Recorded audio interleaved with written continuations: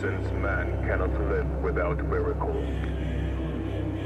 He will provide himself with a miracle of his own making. He will believe in any kind of deity, even though he may otherwise be a heretic, an atheist, and a rebel.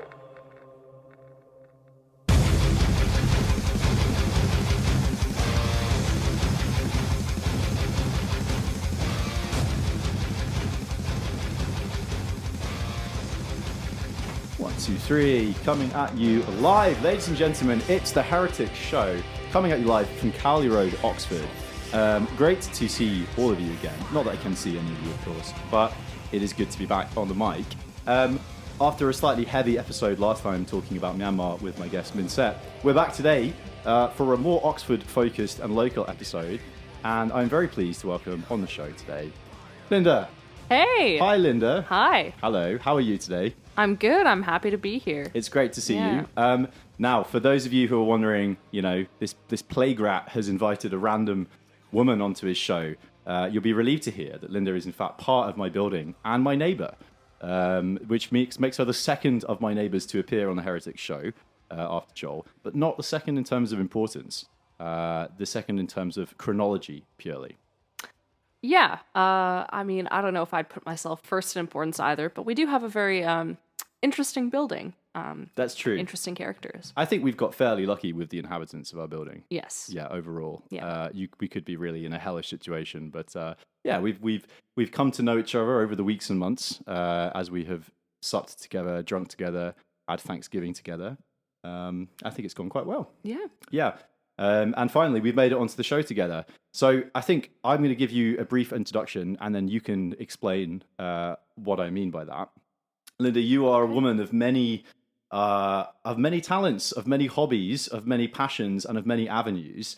You are I'm going to try and do this off the top of my head, a burlesque dancer, a roller derby gal, a pole dancer, a knitter, a weaver, and something of an activist. Now, can you tell me if I got any of those correct? I mean, some of that is excessive flattery. I'll say, you know, what I suffer from is a perpetual fear of missing out, just excessive FOMO all the time. So I tend to dip my fingers in many different pots. So I have done some burlesque, I have done some pole dancing, I have done some roller derby. None of those things have I done well or in any competitive way or in any super public way, aside from my classes. You forgot that I go to the gym. I've started really getting into squatting until, you know, the gyms were closed. I think the activist point is probably accurate. I think that's been a big part of my life. I don't know how to weave. I guess I know how to embroider. I don't know how to knit either. So, yeah. Okay, well, there you go.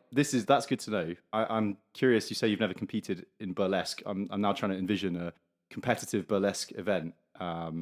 It's I suppose not too much of a surprise that is not yet. I suppose it probably is somewhere, right? Yeah, I mean, in the same way that there are dance contests, I'm sure. You know. It's not like head to head, you know, burlesque on burlesque. One woman, or, one woman or man standing. I should add. I presume there are male burlesque dancers. That makes me think of voguing. What is voguing? Yeah. Do you know what voguing is? I have no idea. Oh, it's like dancing where you...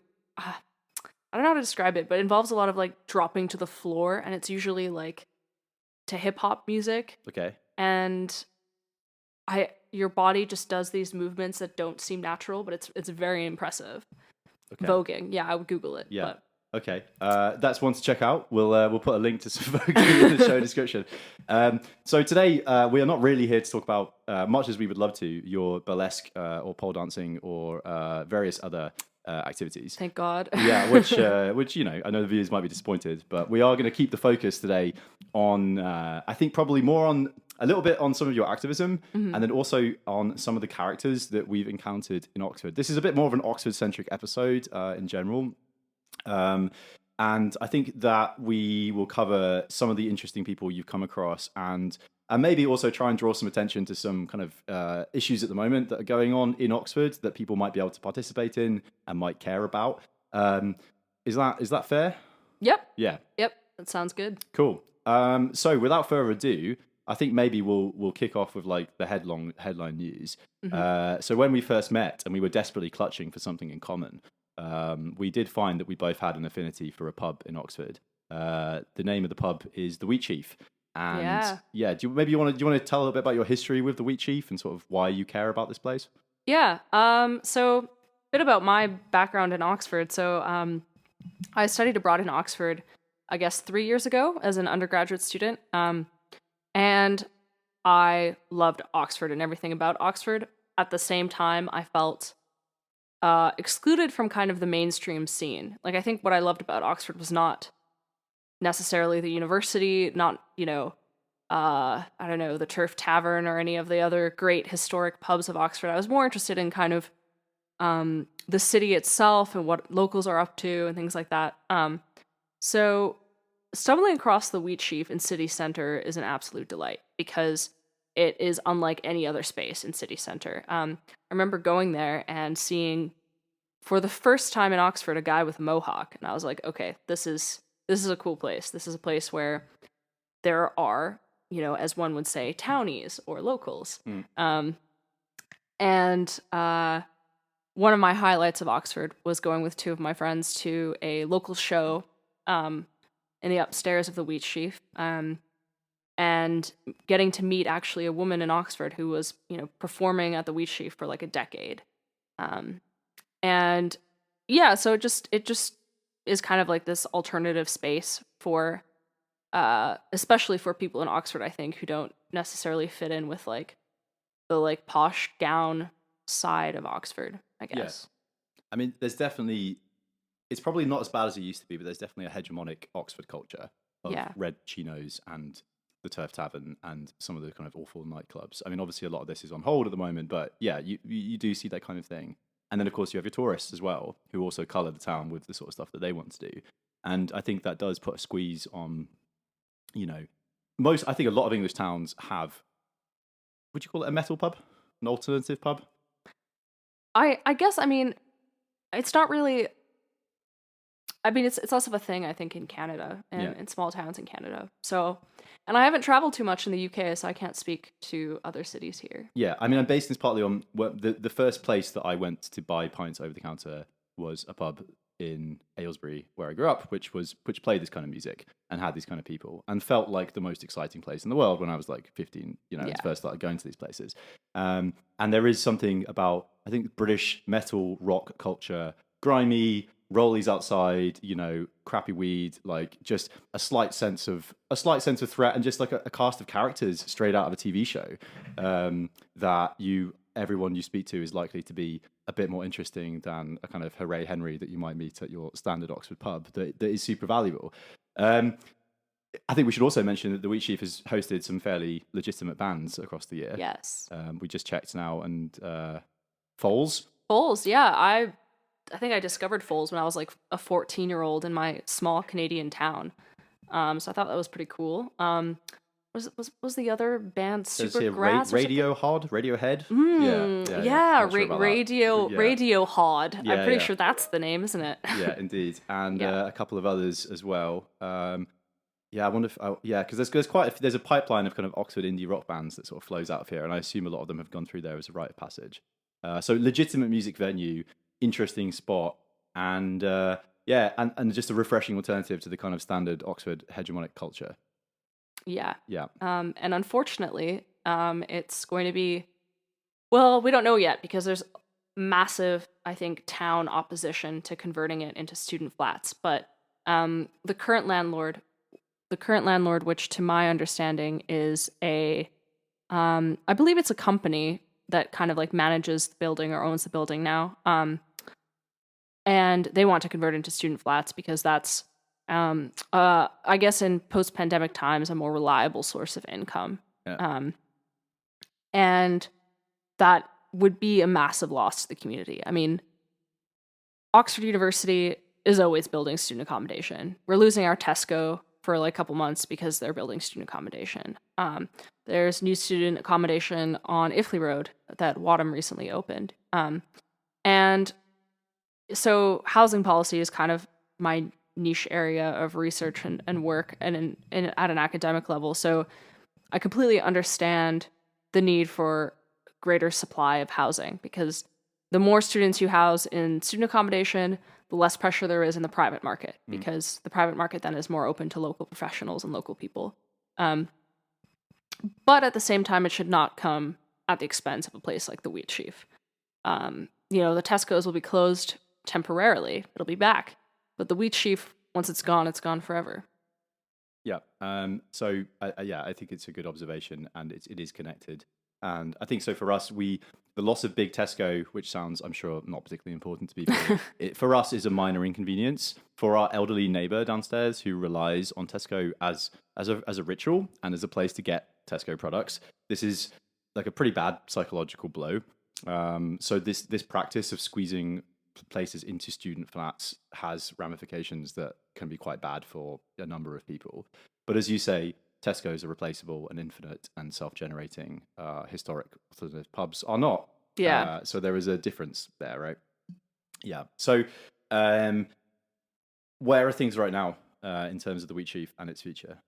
So my understanding is that there's like well over 1,000, maybe like even 2,000. I'm not sure, but at least 1,000 official, I guess complaints is not the right word, but like the city has like an online consultation, and nearly every single comment is in opposition to converting it to student flats.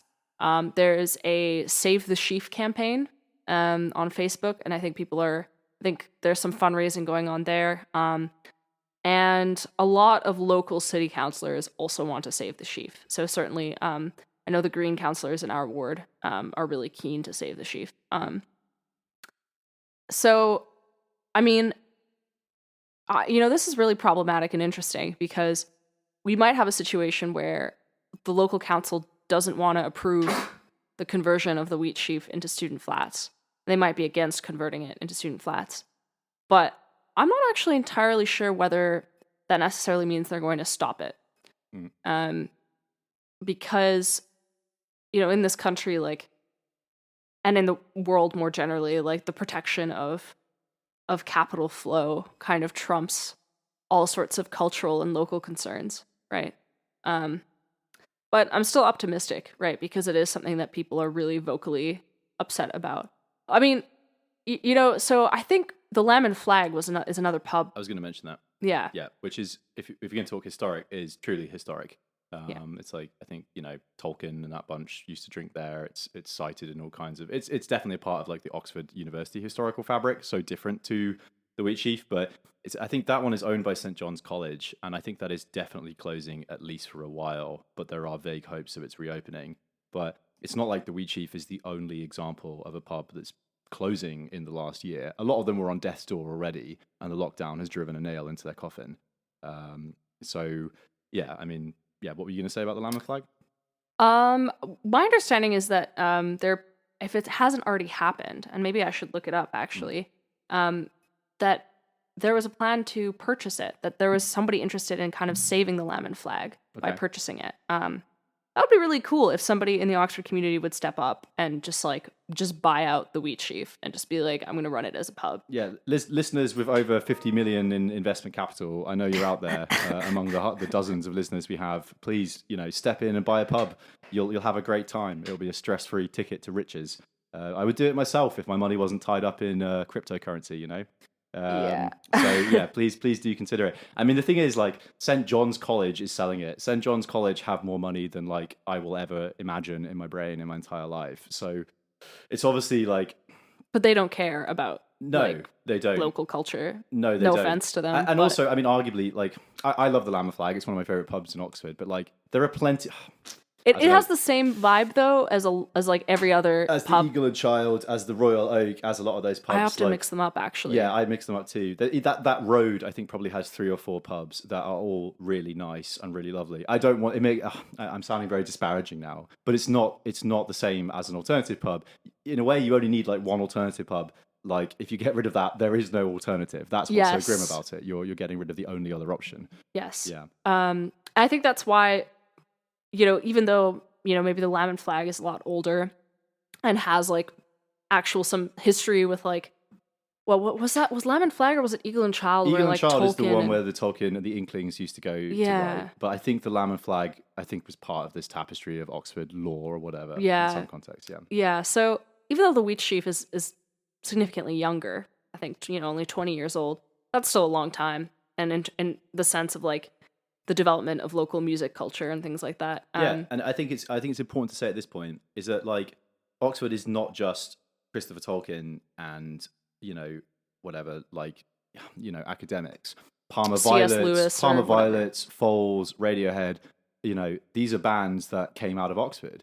There is a legitimate indie alternative music scene in Oxford, and when you make Oxford into something that only represents the university and the establishment, it's not. Cambridge is kind of that. Cambridge is a university town. Yeah, but Oxford Cambridge is boring. Yeah, no, I totally Yeah. agree. But like for people who are Oxford locals to reduce the city just to the university is extremely reductive. Like there is actually Yes. something of a scene, and there are people here who don't give a shit about the university. And Yes. to remove the place where they can go and drink and not be bothered by loutish students and fucking hooray Henrys is a really nasty thing to do in a history of kind of town versus gown persecution. It's like it's a real dick move, And I'd rather Absolutely. give up the Lamb and Flag than I would the Wheatsheaf, and I suspect Yes. other people feel the same. Yes. Yeah.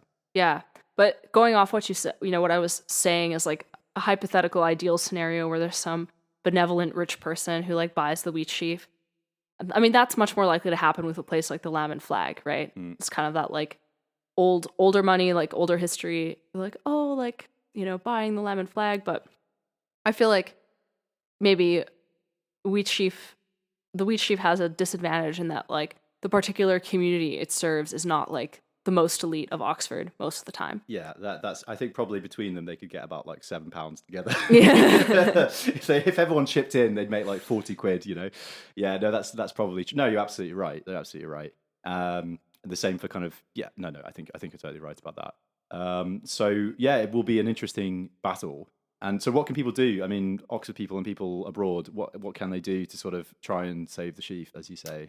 So there's a Facebook page, Save the Sheaf. And so I think the people on there are definitely active on organizing on this issue. I think filling out the city council consultation in opposition to transforming the Wheatsheaf into student flats. Acorn Oxford is also active on this, like the union, the community union, I guess. So those are all groups that people can get in touch with or get involved with. I think liking Save the Sheaf on Facebook. I'm not sure who runs it exactly. I think they have some relation to the Green Councillor in Oxford. I think I heard that somewhere. But anyways, they could like the Facebook page and see what's posted on there. I think there's probably the petitions or the link to the city council consultation, I think, is also posted on that page. Yeah. Cool. Yeah, I think so. That's definitely something. Yeah, please do check that out if you're an Oxford local, or if not, please lend your voice to that. Yeah, I mean, I think the last thing I'd say about it, and hopefully it's not too insipid a point, is that like, if you talk about diversity and diversity of culture and diversity of opinion, lots of people come to Oxford for undergrad degrees, for master's degrees, and for PhDs, and not all of those people want to punt or drink like port and do snuff in a room. Like there is a diversity of people who attend elite universities, believe it or not. It's getting better at any rate. Yeah. And for those people who find themselves somewhere like Oxford, which is, it could be dull to some people, having those kind of alternatives is super valuable. I mean, it's not even dull. It can be really alienating, right? Like spaces like, I think the Oxford Union is a good example of that. Even just like academic departmental events and those types of spaces can feel really alienating, and just they don't quite fill a particular need for every person, right? And I felt pretty much on the outside of my undergraduate experience, and I didn't want to feel that way in my graduate experience as well. So places like the Wheatsheaf, that's part of the reason why I got involved in things like roller derby, right? Was the ability, and also I guess burlesque, was the ability to kind of be around local people and like be involved in community sort of community activities. It's funny you say that, because when I arrived here myself in September, I didn't know anybody, and I asked people for some hints on where to go. And the things that worked for me were I went there a few times, and I immediately made just people were so nice to hang out with, invited me to hang out with them. Really, really cool. And then the other thing that worked for me was getting into martial arts, where like I think I was the only person from Oxford Uni who was at the club in Temple Cowley, and just found that I don't know, it's not some sort of desperate seeking for authenticity. It's just nice to hang out with real people who've lived here for 20 years and not like people who see it as a transient point in their journey to, you know, I don't know, to whatever they're going to do in their life, you know? Well, Tom, there's an intergenerational aspect to it as well, right? And that student spaces are all amongst people, you know, roughly your own age or within a certain generation. But these community spaces are where you get to meet people who are decades older than you, you know, and or a couple years younger than you, you know. Certainly in roller derby, I've, you know, met people who've helped me through like a breakup, like all kinds of like family stuff, you know. I've got to see parts of Oxford that otherwise I wouldn't have been able to see. So yeah, I mean, I think those experiences are as valuable as any other really that you could get in Oxford. I think that's a great point. And I think maybe this leads us into the next thing that we could talk about, which is that, you know, when people think Oxford, they think the you know, the architecture and the punting and stuff. But like one of the interesting things about Oxford is that there's almost like a parallel community of people who live, you know, nothing like the kind of elite privileged kids who get shipped here for their education. And living on Cowley, which is it's not exactly Detroit, but it's like, you know, on a day-to-day basis, we run into a cast of colourful characters. And there's a distinctly Oxford flavour to them because there's like a kind of, you know, having lived in bits of London, like there's a distinct flavour to the Oxford, what would you call it? I guess, you know, obviously some of them are homeless, some of them are not, people who just don't really live a conventional lifestyle. And there is a kind of, I certainly don't want to be patronising, but like a lot of people are like Oxford homeless lifers who've built a kind of parallel happy existence alongside the city, and that society exists in parallel with and in dialogue with the student society and the local society. Yes. And that's one of the interesting things about this place, right? Like if you arrive on Cowley Road, literally when I arrived here, and I used to live in Oxford when I was younger as well, but like, you know, you'll see people there, you'll see them every day, and they're out there, and they have every much as right to call this place more than you do a home as you do. And that's one of the more compelling things about the city, I think, compared to somewhere like Cambridge, right? Yeah. I think, I mean, it's kind of, it's a complicated dynamic, right? Because a lot of these, so when I studied abroad here, let me see, over 3 years ago, still many of the same kind of homeless figures are still here, right? And unfortunately, the UK's welfare state is a joke. No offense. Not that, I mean, Canada's welfare state isn't any better, really. But in terms of supporting people, vulnerable people, you know, getting on universal credit, things like that, eligibility for benefits is also pretty tricky. And you don't have a society that, you know, rushes up to lift you up if you're vulnerable. So there are lots of people who become entrenched in homelessness here. And for some that ends up working to a degree. I mean, obviously, homeless people across the UK have much shorter lifespans than people who have homes to live in. Even across Oxford, actually, I believe there's like a 9-year lifespan difference, or almost. Let me see, lifespan difference.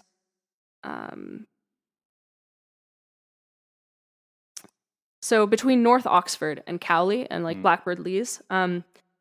Yeah, so I mean, while Linda's looking it up for context, I mean, Oxford is not a big place. You know, it's a 15-minute bike ride from landmark to landmark. But Jericho and the city centre and some of the more affluent areas of Oxford are, yeah. I mean, I'll never forget one girl I met at my college. I told her that I lived on Cowley Road, which is the kind of road that stretches out of Oxford. And she said, "Oh, I've never been there. I've been there a couple of times. You know, I don't really know about it." And she goes, "Well, you know, come to think of it, I don't really think of Cowley as Oxford at all." She goes, "I don't really think of it as England, to be honest," which I think is reflective of the attitude of some of the students who like would Is this go a white person? Yeah, absolutely. Oh, yeah. actually, funnily enough, no, it was a very posh Tibetan girl. Oh, okay. But I think that like that's reflective of a lot of students' attitude, which is because Cali is very ethnically diverse. It's got a bunch of restaurants and bars. Yes. The attitude is like, why would you ever go somewhere where like a brown person might sneeze at you or something, and like it's terrifying, and no. And the grocery stores sell things, sell fruit that I've never seen or something. There's a gentleman giving out Qurans, and there's a gentleman who's peed himself, and it's a rich tapestry of colourful characters, the likes of which you could completely avoid encountering if you lived in your college, which a lot of students do. They barely leave the bounds of their college, especially at the moment. Yeah, agreed. But for someone who's lived, in different countries and lived abroad, like, it's much more interesting to live somewhere like this. Yeah. So I found the article from the Oxford Mail. Honestly, one of my favorite news sources. Like, actually. The life expectancy gap between Oxford richest and poorest residents widens to 15 years. So there you go. Yeah. A 15-year gap in life expectancy between, Summertown and I guess Blackbird Leys. Yeah. Yeah. Yeah, indeed. So maybe this would be a good point to talk on. I mean, do you want to talk about the mask thing a little bit? Yeah. I guess one of the things I was involved in, relatively small thing compared to some of the other campaigns around homelessness that I've been a part of in the city. But one of the things that I'm treasurer, I guess technically I'm treasurer for the Oxford Coalition Against Homelessness, which is a student group that historically has done mostly kind of like political campaigning and advocacy on homelessness issues. One of our biggest campaigns was around repealing the Vagrancy Act, the 1824 Vagrancy Act, which criminalizes public homelessness. And it's kind of a piece of legislation that's essentially used to, oppress homeless people that are sleeping in public or sitting in public. So that was a massive, this is not related to the Mass for Oxford project, but it'll lead into there. Yeah. But this particular campaign, we basically got it to Parliament by drumming up enough dialogue and excitement among the students in the city, and our petition got like well into the double digits in terms of signatures. But then our local Lib Dem MP, Layla Moran, I believe, picked it up, if I'm correct. I hope it's not Annalisa Dodds. I hope I'm not mixing them up. But I believe it was the Lib Dem kind of representative. Picked up our petition, basically, and then wrote up a bill, I guess, to repeal the act. And so far it hasn't gotten very far, but just like the fact that like as students, a handful of us could organize to like get something discussed and debated at the national level was really cool. Mass for Oxford is not that. It's basically we got some money from the Oxford Student Union to pidge students, so essentially male students, mask making kits. And the idea is that students would sew these masks and then we would donate them to two homelessness charities in the city, Aspire and the Gatehouse. So far we've collected about 50 masks back. We gave out about 200 kits. So getting 50 back out of 200 is not the best ratio, but you figure with the lockdowns and stuff, a lot of students left and either haven't been able to return their masks, haven't been able to sew them, or haven't been able to pick up their kits from their mail boxes in the first place. So we're hoping to get a lot more next term, although donating 50 handmade masks is also nice if that's what it ends up being. Yeah, for sure, absolutely. Very cool. I think it's interesting also, not to get too far off the topic, but at the moment in the last couple of days, the UK is looking at new laws to punish. It's not exactly vagrancy, but like Roma communities, Gypsy communities are going to be cracked down on quite hard under the current proposed legislation. So it's kind of something that is, I think, in the public consciousness at the moment for people who care about that kind of stuff, which is obviously not everybody. But yeah, very cool, very cool.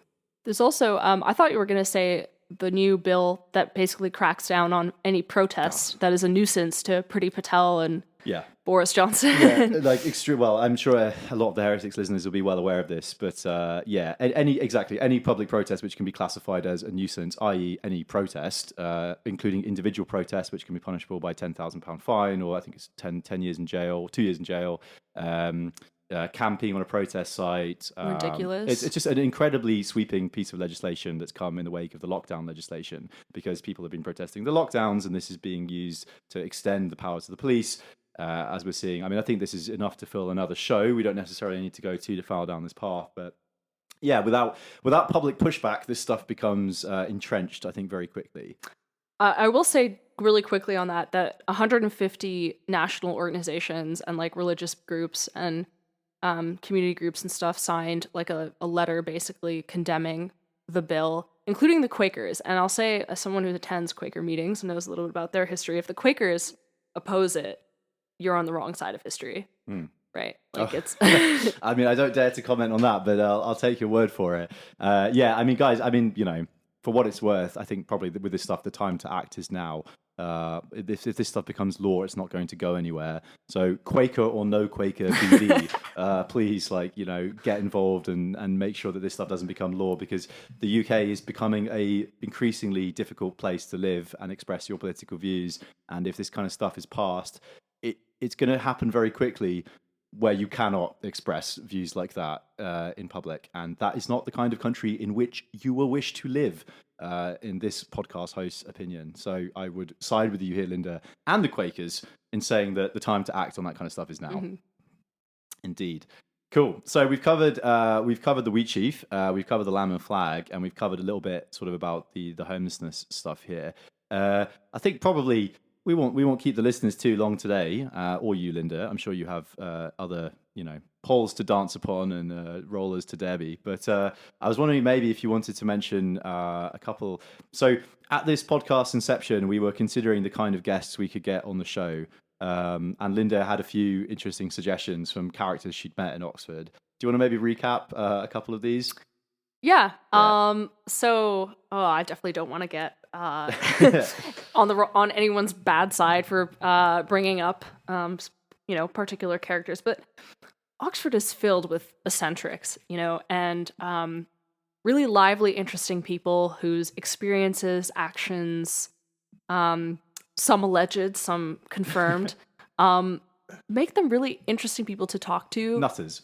Yeah, is what Linda means. I mean, that's the premise of the show, is that we get nutters on to talk about their wacky ideas. But yes, please continue. Are you implying something about me, Tom? Absolutely not, Linda. No, normally I don't take the mask off during the show and tell people about the show's premise. But no, of course. Sorry, we get respected Oxford academics to explain their complex theoretical models.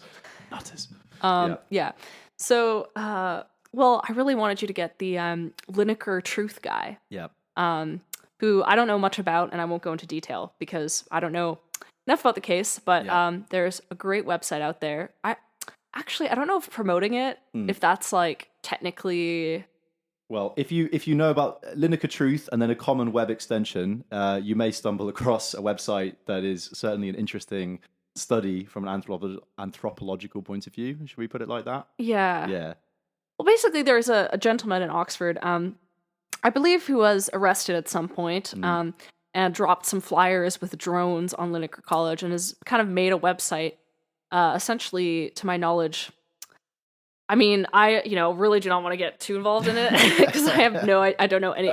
I know like one student at Lineker, and yeah, I don't know this individual. Yeah. But I think you should really get that guy on the show if you can. I'm sure he'd have a lot to say about the university. Although I don't know the laws. So the UK doesn't really have free speech laws. No, it's not. And I think you can be held responsible for what your guests say. But you're correct, Linda, which is why we're certainly not using anyone's names, and we're certainly not making any particular value judgments. We can just say that this individual has a complex relationship with Lineker College, and an interesting story to tell about the college and their motivations. And perhaps we will get him on the show. I have found his address. The next step for me is to knock on this man's door, which, considering his history, is it's a slightly daunting proposition. Why don't you just write a letter, Tom? Why don't you just write a letter and say, hey, this is how I found your address. I'd be interested in having you on my radio show. I'm Yeah. interested in interviewing interesting true. characters in Oxford. I'll cut the letters out of a newspaper and glue them onto a bit of card and put them through his door and say, the heretics, Yeah, that's definitely Yeah. possible. Yeah. There's also an amazing figure in Oxford who I've had some really lovely conversations with, who, I guess it's not an allegation anymore, but they were basically, they received no prison time for chasing a customer with a hacksaw, a certain restaurant owner. It was really, really lovely. And that story does not reflect, I think, the character of this person or the, I mean, I can't say. I don't know. Gentlemen, who among us has not brandished a hacksaw and chased a customer out of their establishment? Who knows what the customer was doing? Maybe they were harassing other customers. We don't know. Yeah, sure. It could have been a 3 a.m. drunk person that just needed to the red leave. stripe was flowing. Yeah. The bong was lit. A hacksaw happened to be at hand. But there's all these great stories like that in Oxford. Of all these people doing these things that are just like, wait, what did he do? Could you repeat that? Yeah. I mean, another one of my favorites, although I guess he lives in London, but you could probably still interview him.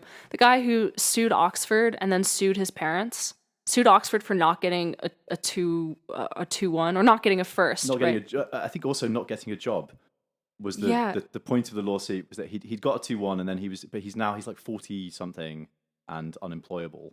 That's probably because he sued Oxford, not because of the fact that I think he got like a 2-1 or a 2-2. Something like that. I'm not sure. Yeah.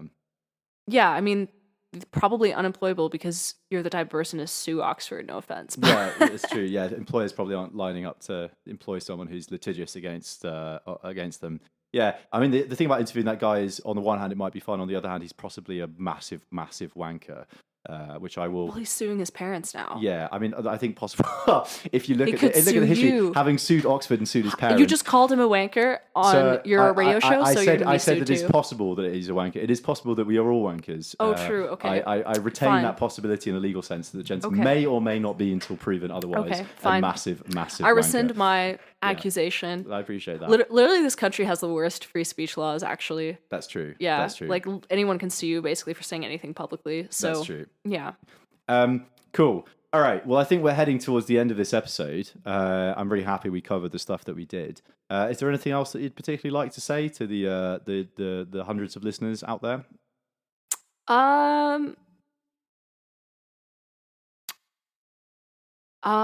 You should boycott the new bill that would stop protest. I mean, it's obviously in response to the Black Lives Matter protest that happened last year. And there's also, I think, some more serious criminalizing that's going to happen around statues. So if you're, if you're a supporter of the Roads Must Fall campaign, if any of those issues are important to you, then you should step up. And the least we can do is sign a petition and pass that information along to people we know.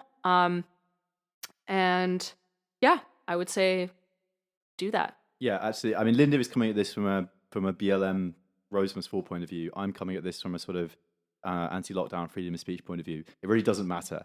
No matter where you are on the political spectrum, if you believe that expressing your viewpoint in an open and public place is important, and you believe that the ability to protest against government overreach is important, then you should not fucking agree with this bill because it's bad for everybody. Everybody. Because someday it'll be an issue that you care about, and that's close exactly. to you. You might not like BLM, you might not like the anti-lockdown weirdos, you might not like any of these groups, but it might be a cliche. But as Linda says, one day an issue will come up that means something to you or your family, and you will find that your right to protest has been taken away, and you will regret not standing up for this. So wherever you sit, this is bad for everybody.